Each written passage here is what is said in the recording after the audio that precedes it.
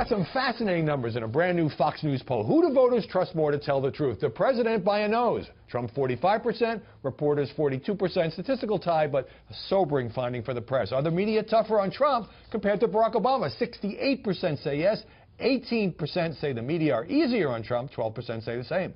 Would it be better for the country if journalists cover the president aggressively? 55% agree, 38% say it's better to give the president the benefit of the doubt. We're back with Aaron McPike, and so journalists who think they are far more credible than this president need to think about this again. Yeah, as you mentioned, it is statistically insignificant. There is a tie. So for who is the enemy, we're going to go back and forth for a long time on this one. Right, but I think a lot of reporters feel like, well, you know, our job is to deal with facts, and he sometimes gets unmoored from the facts. But it's also, I have to say, classic partisan breakdown on this who tells the truth question. 81% Republicans favoring Trump, 79% of Democrats favoring the media. Right. Independents, 52-26 in favor of Trump, though.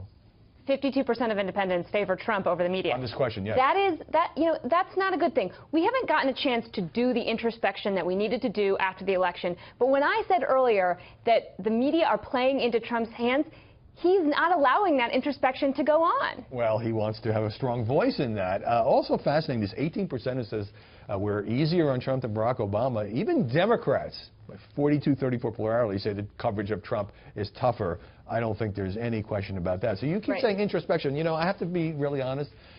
I don't think the media really do a lot of introspection. Maybe a little bit after we blew this election, but basically not our strong suit. We kind of keep doing the same thing and maybe expecting a different result.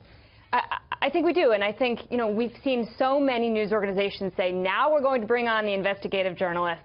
Yeah. We really have to go after this administration. And I don't think that that's the message that the public wanted to hear. It's cover the president fairly. Right. So the more that journalists ramp up, have special teams, have lots of stories on the front page that are anti-Trump, you think we're playing into the president's hands and his narrative against the media? Absolutely. You know, we do need to ask the president tough questions. Okay. We need to do that all of the time. But we need to stop asking him about being mean to the media. Okay. No one cares if he's mean to us. Nobody likes us anyway, right? Okay. Now, the Labor nominee withdrew, Andy Puzder. There's a lot of allegations about his business practices and undocumented nanny, but he withdrew a day after Politico posted a 1990 Oprah video involving his ex-wife, Linda Fierstein, saying this. Once I made that public, he vowed revenge. He said, I will see you in the gutter. This will never be over. You will pay for this. Is that fair? 27 years ago, ugly divorce. She later retracted those words. Is that fair to throw that out? It had to do with him.